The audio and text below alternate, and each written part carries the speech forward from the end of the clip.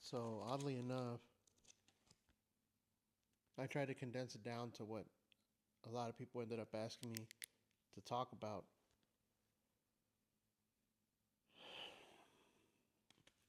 The very first subject that some people asked me to talk about was actually grief. I didn't see that one coming. Um, that one struck me a little odd, but I can definitely see why people asked. Um,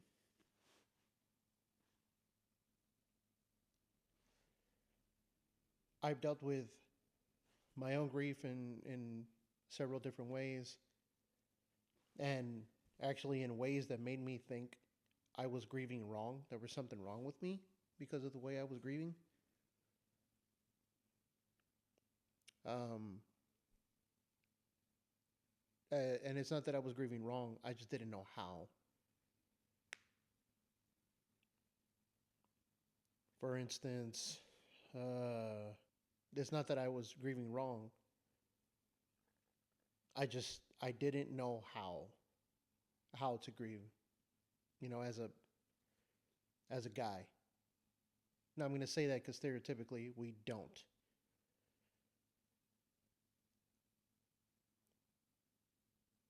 or at least we think we can't.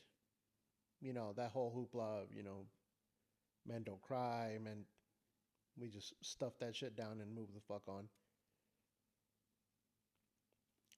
But I came to realize that the way I grieved would be perceived as not grieving, almost like I didn't care. And that's obviously not the case. Um, reason I'm saying that is because if you follow me on Instagram, I talked about it in one of my shorts that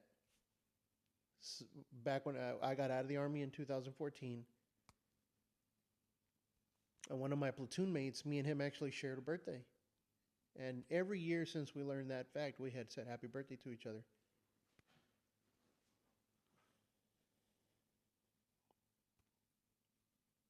And then, long story short, he ended up committing suicide.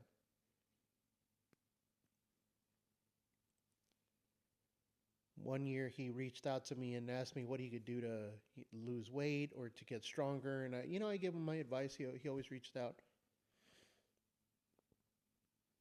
And then he just stopped talking. And then next thing you know, the news comes out. And I left work. I drove to El Paso. Me and our platoon mates met up out just outside the post.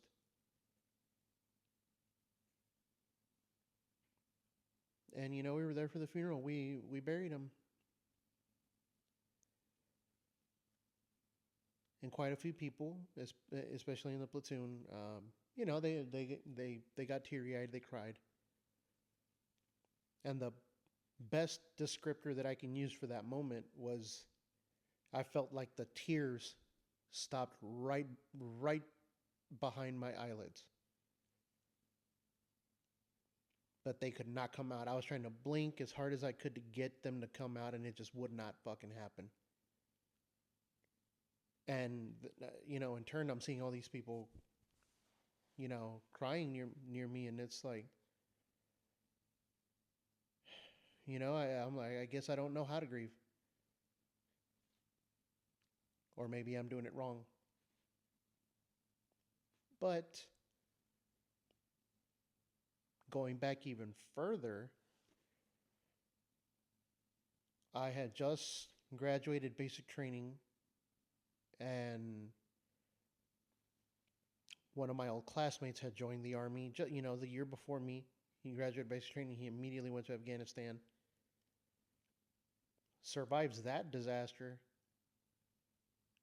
and if I'm remembering correctly, He was going to surprise his mother on Mother's Day, and he was stationed at Fort Campbell in Kentucky. And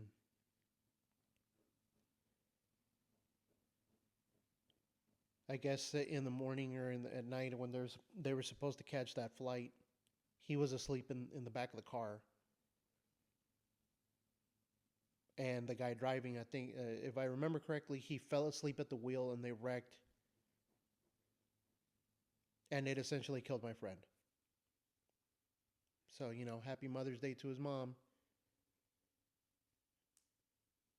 You know, and I remember his funeral. They actually buried him with my blue infantry cord because I was the only infantryman there, and that's what he was. And once again, I could not cry. So when the second guy happened, I was just like, "Fuck, man, do I just not? I don't know how to do this. I don't know what it is, grieving."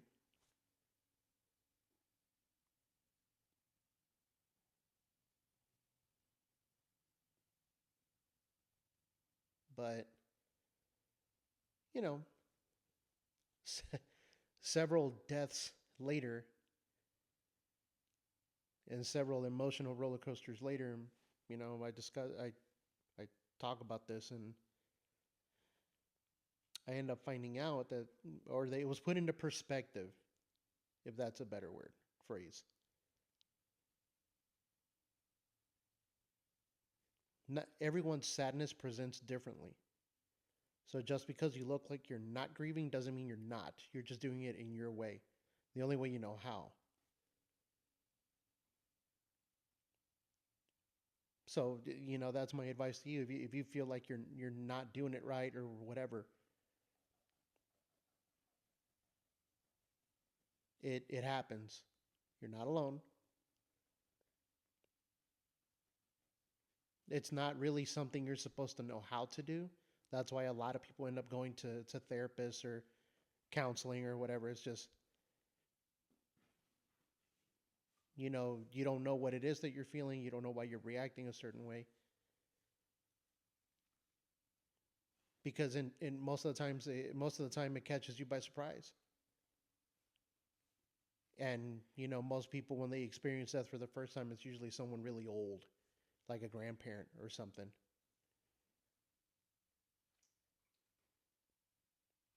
And it normally happens as a little kid. You still don't know what's going on. So when it happens as an adult, it's new to you.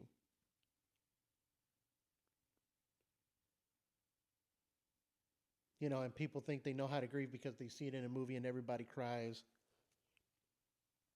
That's the generic reaction is what I'm going to call it. So just because you're not bawling your eyes out or all that's you know simple shit, it's not that it's not your fault. You just don't know how to do it.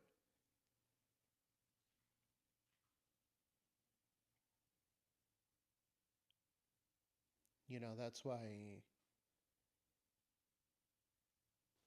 some people experience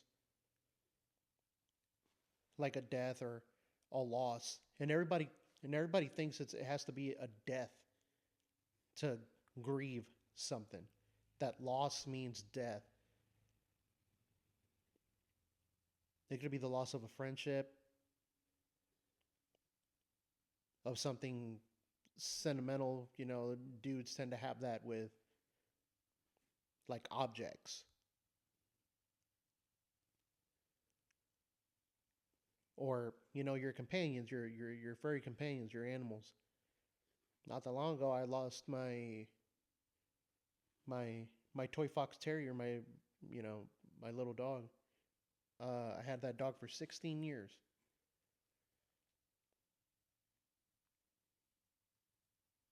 and it took all those lessons for me to grieve this animal because I was heartbroken when I watched a disease take her within 24 hours. And I cried and I cried and I cried. God damn, I was hurt. You know, I still miss that dog. But I think that was the first time I actually grieved the loss of something. In my case, obviously the examples that I'm using right now are death related. But you know, I didn't grieve the same way for my classmate and my army buddy.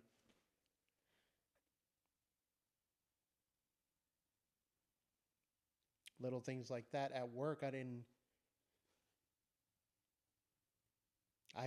haven't grieved any, obviously, because I don't know them.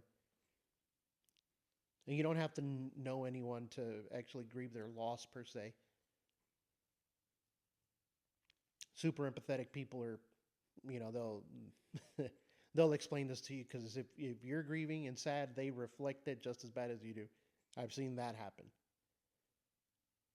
It's horrible, and I feel bad for them because that is that's a bad spot to be in.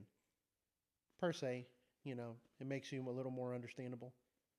But all that we've experienced, at my job,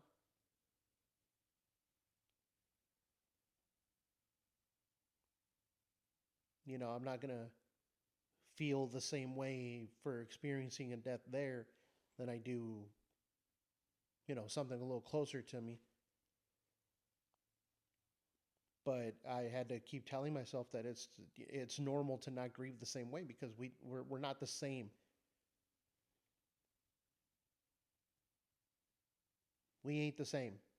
Like I had a buddy of mine tell me that his daughter thought that he was heartless. That he, well, not heartless. Sorry, that was a terrible, terrible phrase. But that he wasn't sad because he wasn't crying at a funeral.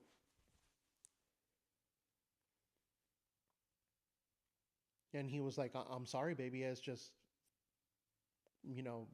I just don't cry." But he's like, but he told her, I still feel sad. Don't get me wrong. I don't cry. And as he's telling me this, is we're dudes. That's how we grew up. You don't cry.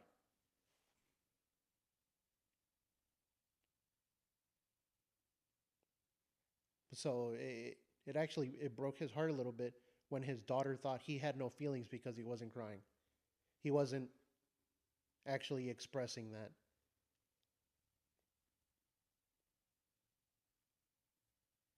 But so some of the people that I talked, and I wrote it in that little book that I have right there, because the moment I made that post, when I asked y'all if there was something y'all wanted me to talk about, oddly enough, I gave y'all a list to go off of, per se, not saying to follow it, but the very first chunk of people, and I say a chunk of people because it wasn't one, it wasn't two, it was like a slew of people, said grieving. Can you please talk about grieving or grief?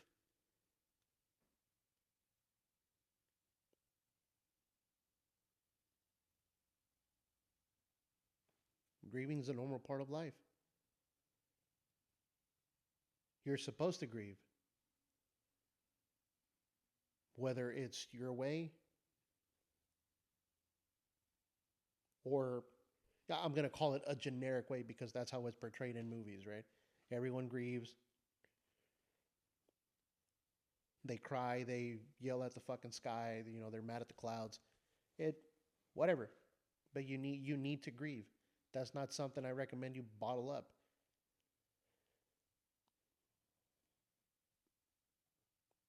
Not advisable. But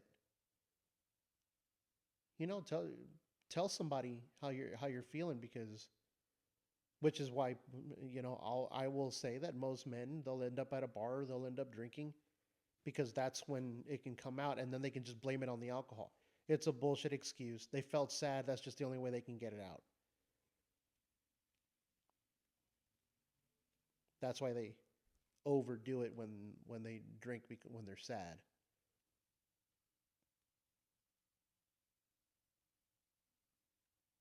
But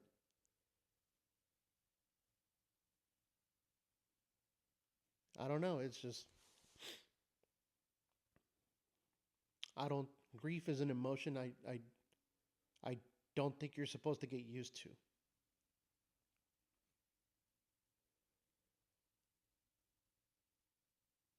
So if you are ashamed of it, or just ashamed of doing it, or ashamed of not knowing why you're doing it, well, for one, don't be. But these things happen. You're not supposed to be super fucking cool about it. It's loss.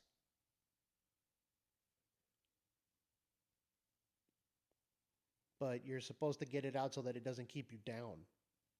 I know it's easier said than done, but there are things you can do to get ahead of that. It's just most people are not willing to do it. If you don't have anybody to talk to, step number one is a therapist. There's hotlines that you can call. There's YouTube videos you can watch on how to get past it. I'm not a therapist, but I can tell you my experiences with it. I just told you I couldn't cry. For the longest time, it took me,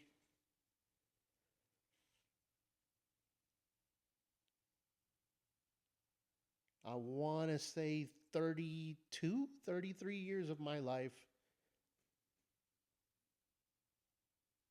No, it would be, it took me about 34, 30, yeah, 33, 34 years to finally cry at the death of something.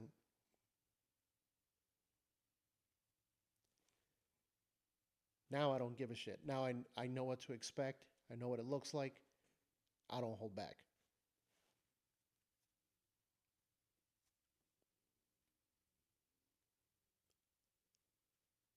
Step number one is recognize. Recognize that you're grieving. And then, in my opinion, everything after starts to make sense.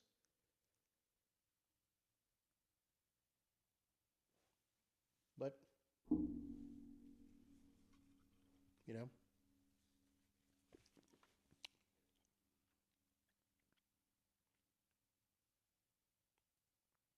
but until then, let's keep learning, let's keep talking until conditions improve. And I'll see y'all in the next video. Hopefully, y'all keep, feel free to ask me questions, comments, or hit me up in the messages, something, because I know there's some touchy subjects that people don't want to talk about, or they're afraid of bringing it up, or something. I don't give a shit. I don't care. I'll say things so you don't have to, per se, just in case the right people need to hear it.